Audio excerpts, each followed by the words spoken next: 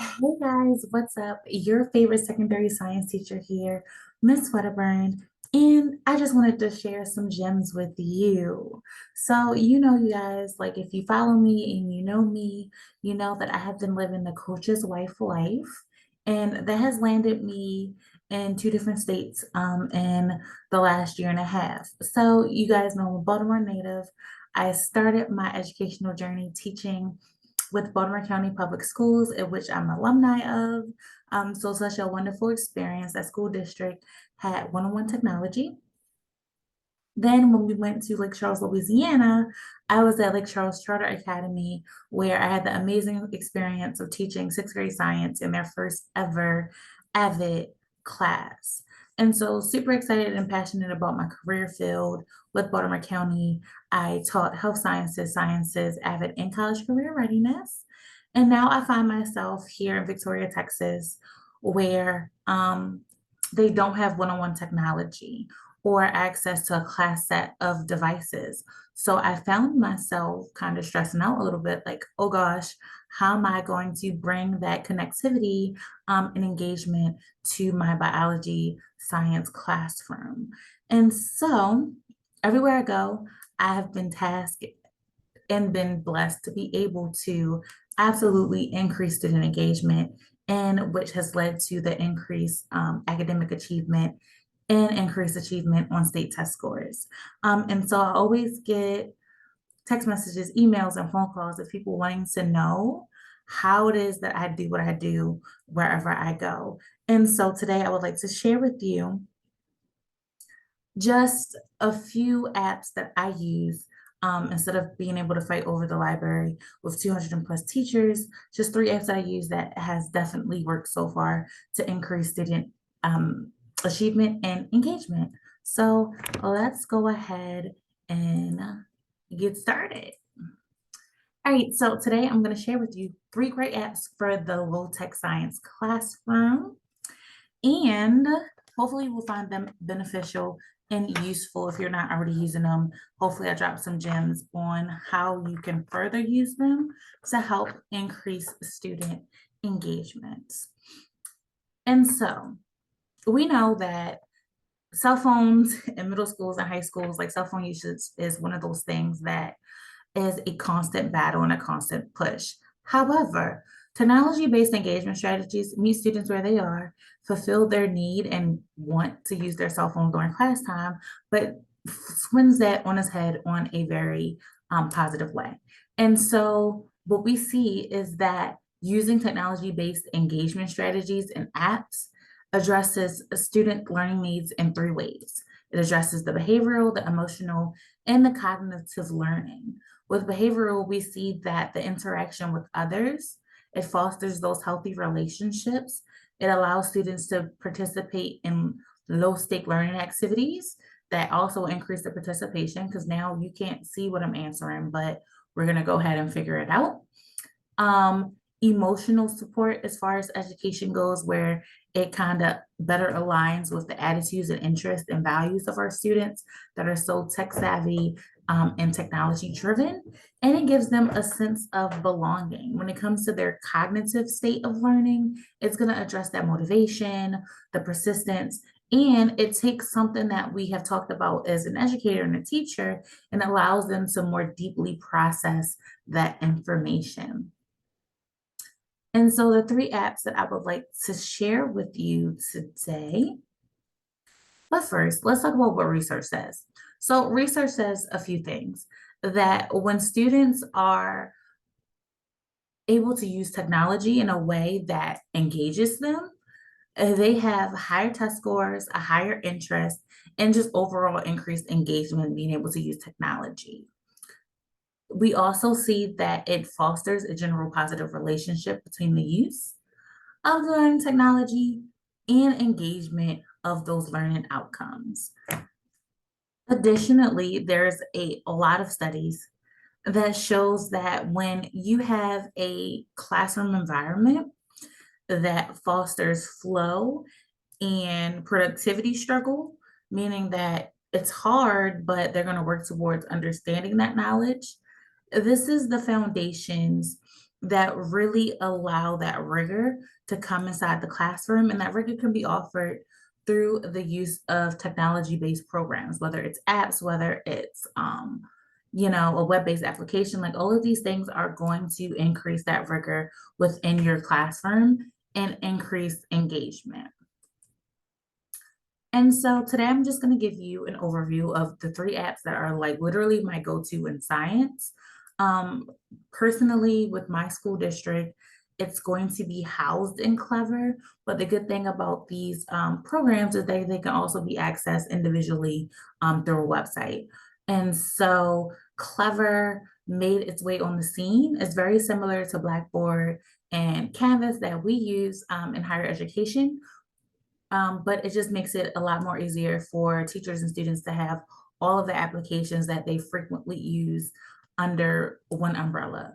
And so then we have Kahoot, and Kahoot is actually a parent of Clever. And so with Kahoot, I love it because you can create formative based quizzes, which I have for you. I will send you a link on my page. But I have used Kahoot in so many different ways inside my classroom. You can use a cell phone, which everybody has. It can be an iPhone, it could be Android, it could be a tablet, and you're able to create these quizzes. And I use quizzes for test prep, formative assessments, a brain break, celebrating birthdays, holidays, pretty much anything that you can think of. You can use Kahoot as a low risk, low stakes assessment to see where your students are. And everybody gets excited and competitive and motivated to answer the questions. And so Kahoot is great. It also works in conjunction where I can create a Kahoot ahead of time. I can assign it to my kids. I can then take that link and post it on Schoology, which I'm going to talk about in a few minutes. And it's just super great. Another app that I like using a lot for my tier interventions is going to be Mastery Science. Mastery Science is primarily geared towards the primary school age group, but they do offer some great mini lessons and lessons that's geared towards the secondary education levels. And it's really good for my students that are working below grade level to trying to infuse like some of those learning gaps and like kind of push them up a grade level. And so Mastery Science is really great with those mini lessons and mini labs and things that really add that rigor and that support that I can't give to my students in such a small 45-minute time frame. Last but not least, one of my absolute favorites to use is Schoology. Again, Schoology is one of those platforms that's very similar to Blackboard and Canvas because it houses everything there, and I can post messages to my kids. I can post the lessons, materials, extra videos, and it can really be used just like Kahoot and Mastery Science in either a very synchronous, where we can play it live, where they can access it live in class, or a very asynchronous way where they can kind of go back and review at their own pace. Again, Schoology is one of those things that typically, because of the COVID pandemic, is one of those things that districts across the nation has widely implemented and purchased for the use. So you want to check with your school district to see if it is available. And then they have a number of trainings that you can go through in order to be able to effectively use Schoology. Going back to Kahoot, they have a free version, which I absolutely use because I'm cheap. And they do give you an option to upgrade. So they have like a premium and a premium plus and a range of things. And so that's pretty much the overview of these apps. The last thing that I would love to do is just show you guys my Schoology page and how I just use it a little bit. And so when I log in, I click on Clever. And when I log into Clever, here's all the apps that I was telling you about. Here's Schoology, here is Mastery Science, and here's Kahoot. And so when I click on my Schoology,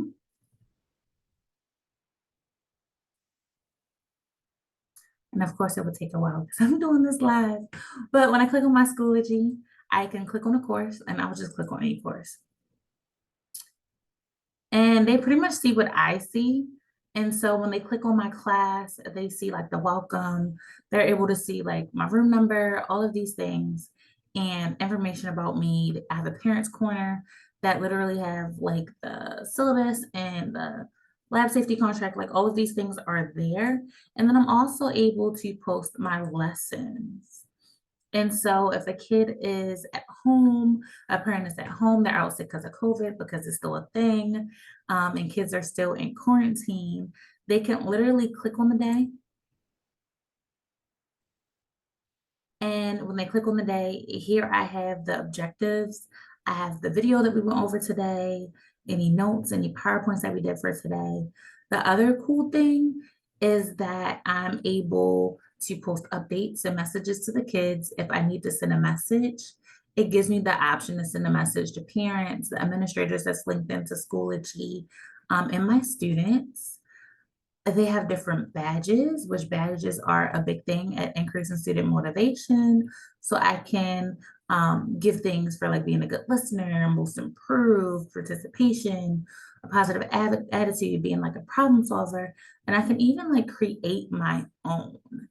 And so on top of that, I can do analytics where I can click and see like when is the last time a student logged in, and it will tell you like when is the last time students have been accessing the course. And it's just so many options that you can do on Schoology. I can then go to Kahoot, and I created a Kahoot for you guys, but I can copy this link and I can plug it into Schoology and they can have access. Or we could play this live. And so a lot of these apps are integrative, and they can either be operated independently or in a cluster effect where you can basically cross collaborate these applications to make student engagement happen inside of your classroom. And so the last thing I'm going to ask you to do is the link at the bottom of this page on my blog page that is going to take you to the Kahoot. You click on the link and it should take you right to the Kahoot. If you have issues, all you're going to do is type in Kahoot, and I also put these instructions at the bottom of the screen, and type in the game pin, and you can play this Kahoot and let me know how you like it for yourself. Okay, so thank you guys. I hope that Kahoot, Schoology, and Mastery Science helps you on your science teaching journey. And like, share, and let me know what you guys think. Have a great day.